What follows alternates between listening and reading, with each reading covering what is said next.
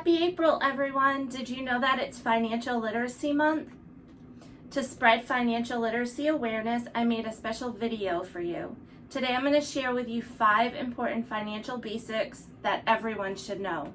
If you use these tips in handling your finances, you'll be well on your way to living a financially fit life. Welcome back, everyone, to Financially Fit with Katie. I'm Katie MacDonald, certified financial planner and owner of MacDonald Wealth Management. I am dedicated to being your anchor for a financially fit life. Now, please do not forget to subscribe and also to click on the bell. That way you will be notified when new content has been uploaded.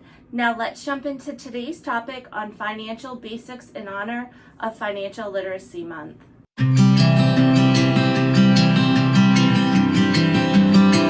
Working with a trusted financial professional is important when it comes to strategizing and preparing to meet your financial goals.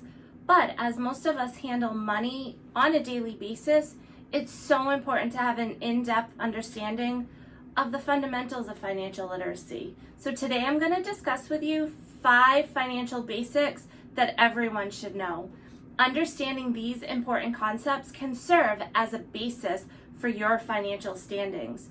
So number 1, debt and credit scores. So understanding the ways in which credit and debt can work with or against you should serve as one of the foundations of financial knowledge. So first and foremost, it's not wise to avoid credit or debt altogether out of the fear of it or intimidation. Instead, it's just so important to have a firm grasp on the financial standings and a plan for tackling debt responsibly. So first, debt, when used correctly, debt can be useful. But when it's misused, it can spiral out of control, and that can often happen very quickly. Missed payments can accrue interest or penalties and may impact your credit score in a negative way. Debt that is managed responsibly can help you reach important goals like buying a car, purchasing a home, going to college, starting a business, and so much more. Your credit score is one of the factors lenders use to judge your trustworthiness and qualifications for mortgages, auto loans, and other lending opportunities. Even your landlord and employer may also check your credit before offering you a job and renting you an apartment. Your credit score is dependent on a number of different factors, including previous credit history, current debts, history of payments, and so much more. So especially if you are just starting out, you want to pay close attention. Make sure that you're making payments on time, that you're not taking out too much debt, because that score is going to follow you throughout your lifetime, and you don't want to find yourself having to all of a sudden try to fix that or rebuild credit. Number 2, interest.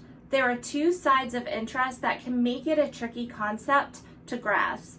So you have interest that's accrued on debt, and then interest that's accrued on savings. So when you take on debt, so whether it be credit card debt, an auto loan, or a mortgage, you're going to be responsible for paying back the principal and then the interest that's accrued on the loan. Now, this is how the lender is going to make money for lending you money for that loan. And that also provides the borrower with an incentive to want to pay back that loan in full and on time. Now, when you have a savings account, you're going to accrue interest on that. Now, the interest earned, it gets added on to the principal. So this way, the more interest that you start accumulating, and as that interest is applied to the principal, you're going to start to see your balance increase. That's that whole concept of compounding. So it's so important, especially with retirement savings. The longer that the interest has to compound, the greater the amount of savings that you're going to have, which takes us to number 3, time value of money. As a general rule of thumb, it's never too early to start saving for retirement, for buying a home, child's education, or whatever that goal is that you're planning on in the future. So the earlier that you can start saving, the more money that you'll be able to tuck away over time. especially again with the power of compounding interest. This leverages the value of the time to your advantage. Number 4, inflation. Inflation has the potential to eat away at the purchasing power of your money. That means with inflation, the dollar that you earn today may not be worth the same amount in the future. I'm going to discuss 2 different scenarios for this concept to help you understand exactly what inflation is. So you might hear people say, I'm going to keep all of my cash in the mattress. I don't trust the stock market. I don't trust the banks. Well, keeping all of your cash under your mattress, it's not only unsafe, it literally can cost you money. Assuming that the annual rate of inflation is a hypothetical, say 2%, every dollar that you keep under your mattress that's not earning any interest will shrink to 0.98 next year. Next, the rate of return. Because inflation erodes the purchasing power of your money, any returns that you earn on your accounts may not be the real rate of return. If your account returned a hypothetical 6% rate of return last year, but the inflation was 1.5%, then your real rate of return was 4.5%. And then lastly, number 5, identity theft and safety.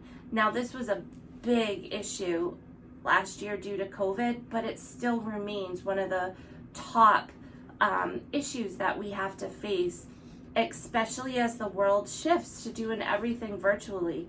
Identity theft remains one of the biggest threats to financial and personal security.